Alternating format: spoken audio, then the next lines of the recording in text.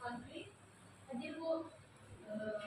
Muhammad Fadil, Muhammad Nabil Abdul, Rio, hadir. Nyimas Anissa Eka Putri,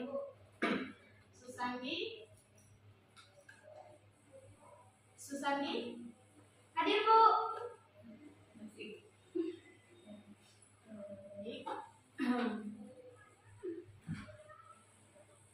Sebelum kita memulai materi hari ini, ada baiknya kita membaca doa dulu sebelum memulai. Kita membaca Bismillahirrahmanirrahim agar kita bisa melaksanakan perkuliahan ini dengan lancar. Jadi sebelum kita masuk materi hari ini membahas tentang sumber hukum. Pada pertemuan sebelumnya kita sudah membahas tentang ruang lingkup ilmu hukum. Di sini siapa yang masih ingat tentang materi minggu lalu tentang ruang lingkup ilmu hukum? Baik, silakan coba sampaikan apa itu ilmu hukum. Yang saya ketahui, ruang lingkup ilmu hukum mencakup berbagai aspek kehidupan yang diatur oleh norma-norma hukum yang bersifat mengikat dan memaksa. Ilmu hukum tidak hanya membahas aturan tertulis, tetapi juga mencakup prinsip, asas, teori, dan praktik hukum dalam masyarakat. Jadi, baik, terima kasih. Jadi kalau kita lihat bahwasannya ilmu hukum itu adalah sifatnya, hukum itu adalah mengikat, ya. Jadi mengikat terhadap aturan. Nah, untuk pertemuan kali ini kita membahas tentang sumber hukum. Di sini ada nggak yang sudah mengetahui apa itu sumber hukum? Ada nggak sumber hukum? Jadi sumber hukum itu ada dua, ada formil, ada materi. Ada, kira-kira siapa? Ada yang bisa menggambarkan? Nah, kalau kita lihat bahwasanya di sini ada sumber hukum. Sumber hukum adalah apa? Segala sesuatu yang menimbulkan aturan-aturan yang mempunyai kekuatan hukum yang bersifat mengikat. Kemudian sumber hukum merupakan dasar atau asal mula dari lahirnya suatu ketentuan hukum yang mengatur tingkah laku siapa? Masyarakat. Ada beberapa ahli berpendapat yang dikatakan dengan sumber hukum adalah menurut Sudikno Mertoposumo, sumber hukum adalah tempat dari mana hukum itu diambil atau dikembangkan. Nah, itu. Kemudian kita lihat kepada ada fungsi memahami sumber hukum. Jadi kalau kita mengetahui sumber hukum, ada lagi fungsinya. Jadi fungsinya apa? Yang pertama itu untuk mengetahui keabsahan suatu aturan hukum. Kemudian untuk memahami bagaimana suatu norma hukum terbentuk dan diberlakukan. Yang poin tiganya adalah untuk membedakan antara hukum yang bersifat formal dengan material. Nah, itu adalah fungsi dari sumber hukum itu sendiri. Kemudian kita lihat kepada sumber hukum material. Yang pertama itu adalah apa? Merupakan faktor-faktor yang mempengaruhi isi dari hukum itu sendiri. Kemudian contohnya apa itu? Kondisi sosial. Kemudian apa lagi? Ekonomi, budaya, politik. Kemudian apa lagi? Misalnya dari norma kesusilaan, kebiasaan masyarakat dan ideologi negara. Kemudian lanjut kita kepada contoh sumber hukum formil atau formal, yang mana adalah undang-undang dasar. Kemudian apa lagi? Kebiasaan. Kemudian jurisprudensi atau putusan hakim terdahulu. Itu adalah juga merupakan sumber hukum formal. Kemudian traktat atau perjanjian internasional. Kemudian adalah doktrin, yaitu pendapat para ahli hukum. Kemudian kita lihat kepada undang-undang. Kalau undang-undang yaitu produk hukum tertulis yang dibentuk oleh lembaga legislatif bersama eksekutif. Jadi kalau undang-undang itu ada yang membentuknya, yaitu lembaga legislatif dan lembaga eksekutif. Kemudian apa lagi? Memiliki kekuatan hukum yang mengikat secara umum. Contohnya apa? Undang-Undang 1945. Kemudian Undang-Undang Nomor 12 Tahun 2011. Kemudian ada lagi hukum formal itu selain undang-undang juga ada merupakan kebiasaan atau kostum. Yang pertama itu perilaku masyarakat yang dilakukan secara terus-menerus dan dianggap juga sebagai hukum. Kemudian diakui selama tidak bertentangan dengan undang-undang. Kemudian ada jurisprudensi. Jadi kalau jurisprudensi ini adalah tujuan putusan hakim terdahulu yang dijadikan dasar untuk memutus perkara sejenis. Jadi sebenarnya sebelumnya sudah ada. Jadi makanya diambil lagi putusan. Kemudian terutama jika belum ada pengaturan dalam undang-undang. Jadi bisa putusan hakim terdahulu itu bisa menjadi rujukan yang mana disebut dengan apa? Jurisprudensi. Kemudian ada traktat atau perjanjian internasional yang mana itu kesepakatan hukum antar negara yang mengikat pihak-pihak yang menandatanganinya. Kemudian harus diaplikasi agar berlaku dalam hukum nasional. Nah, jadi itu ada yang namanya hukum formil atau formal. Kemudian ada doktrin. Doktrin itu adalah pendapat para sarjana hukum yang dijadikan rujukan atau bahan pertimbangan hakim. Kemudian berperan penting dalam pembentukan dan pengembangan hukum.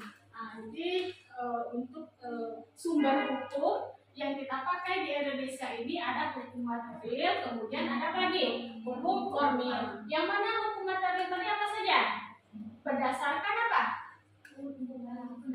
Kebiasaan melihat kondisi, ya kondisi masyarakat, kemudian kebiasaan. Kalau hukum formal itu berdasarkan undang-undang, jurisprudensi, kemudian kebiasaan, traktat dan doktrin. Nah, jadi itu adalah sumber-sumber hukum di Indonesia itu sendiri.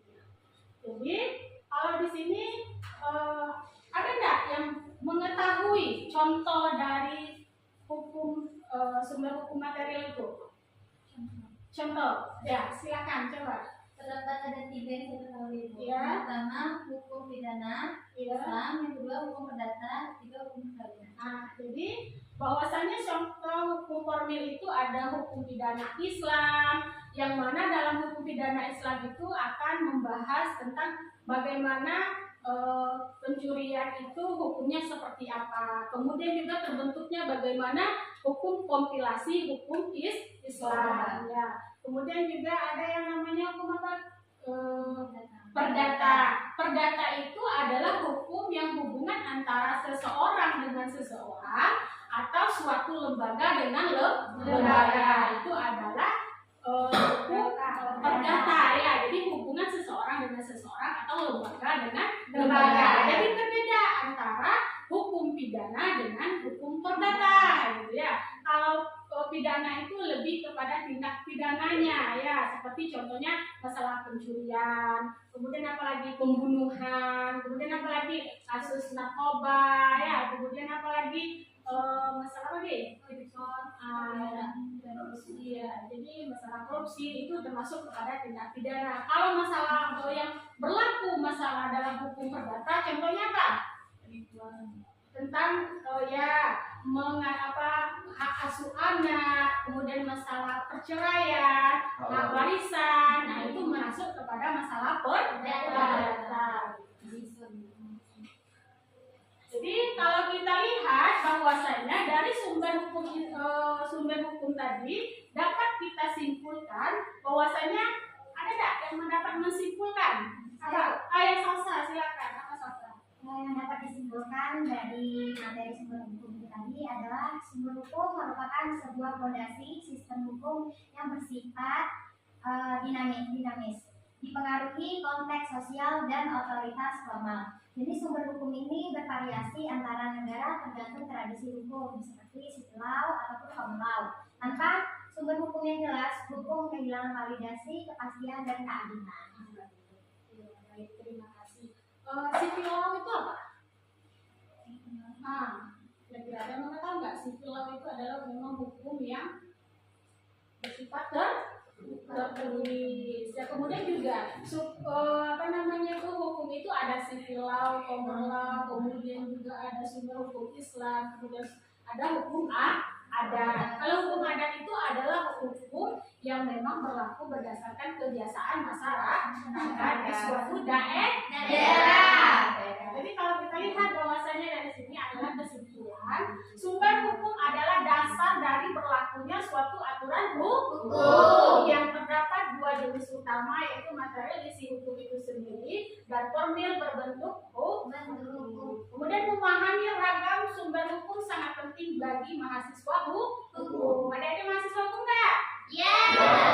Jadi kalau mahasiswa hukum itu harus mengetahui dari sumber hukum itu apa saja, kemudian asas dari hukum itu apa saja, ruang lingkup ilmu hukum itu apa saja. Jadi harus diketahui ya. Kemudian juga agar dapat memahami bagaimana hukum itu dibentuk, kemudian diterapkan dan dikembangkan. Yang jelas bahwasannya hukum itu dibentuk adalah demi apa?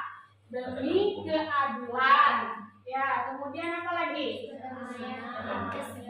Keadilan, kedamaian, kemudian juga berdasarkan memang Pancasila yang sesuai dengan Pancasila yang sosial bagi seluruh rakyat Indonesia. Setelah kita membahas tadi ada sumber hukum, itu sumber hukum material dan sumber hukum formil. Ini sudah dibahas juga ya, bahwasanya sumber hukum formil itu ada termasuk undang-undang, ya, undang-undang dasar. Di sini di Kabupaten Togoni ada nih berita yang sedang hangat-hangatnya. Kira-kira siapa yang tahu? Iya, silakan Nabil. Apa Pak Nabil? Kasus dana komite, Bu. Oh, dana komite, ya. Jadi bahwasanya dana komite itu kan ada atau tidak aturan ya yang mengenai tentang pemungutan dana komite. Kita ketahui bahwasanya dana komite itu sudah lama berlanjut. Dana komite itu dipungut oleh pihak-pihak sekolah. Kira-kira di sini ada nggak yang ingin menanggapinya? Boleh, Bu. Silakan Rio. Jadi gini, Bu, setelah saya pelajari di dalam komite sekolah berdasarkan peraturan Menteri Pendidikan dan Kebudayaan Kemendikbud nomor 75 tahun 2016, di situ sudah mengatur bahwa dilarang melakukan pemungutan atau meminta pembiayaan dari orang tua atau wali murid didik. Nah, namun yang terjadi pada saat ini masih terjadi di SMA, SMK, Kabupaten Bogor, khususnya di Kabupaten Bogor. Nah, ini yang saat ini terjadi. Itu yang saya pemerintah pusat untuk melakukan evaluasi bagaimana ke depannya. Itu saat ini itu saja. Baik, terima kasih. Kira-kira ada nggak lagi yang lain yang ingin menanggapi mengenai dana komite ini? Bahwasanya dana komite ini kan sudah berlanjut nih dari tahun ke tahun juga. Bahwasanya dalam undang-undang yang telah sesuai dengan apa yang disampaikan oleh saudara Leo tadi, ada aturan bahwa tidak boleh sekolah itu memungut, tapi kenyataan yang terjadi saat sekarang ini bahwasanya sekolah-sekolah masih memungut, gitu kan? Nah, kira-kira ada nggak yang penyelesaiannya menurut adik-adik yang adik-adik pahami mengenai yang mempelajari hukum, apakah bisa kira-kira itu diselesaikan secara musyawarah atau secara adat? Ada nggak yang ingin menanggapinya? Nah, itu untuk analisa hukumnya itu seperti apa nanti, Bu? Nah, jadi analisa hukumnya bahwasanya kita dilihat yang ada yang namanya tetap dilakukan penyidikan, kemudian dikumpulkan barang-barang buktinya, tetap akhir proses itu ada yang namanya nanti persidangan. Jika kita lihat bahwasannya bertentangan dengan aturan, berarti termasuk kepada pelanggaran hukum dan akan diproses secara hukum dan akan dilakukan nanti persidangannya juga. Mungkin itu yang dapat saya sampaikan. Ada nggak lagi kira-kira tanggapan dari adik mahasiswa? Cukup. Jadi untuk pertemuan hari ini kita cukupkan sampai di sini. Mudah-mudahan apa yang kita pahami dan kita pelajari hari ini bermanfaat untuk kita ke depannya. Dan kita akan bertemu lagi pada pertemuan selanjutnya dengan materi yang berbeda ya. Ibu akhiri dengan Assalamualaikum warahmatullahi wabarakatuh. Waalaikumsalam.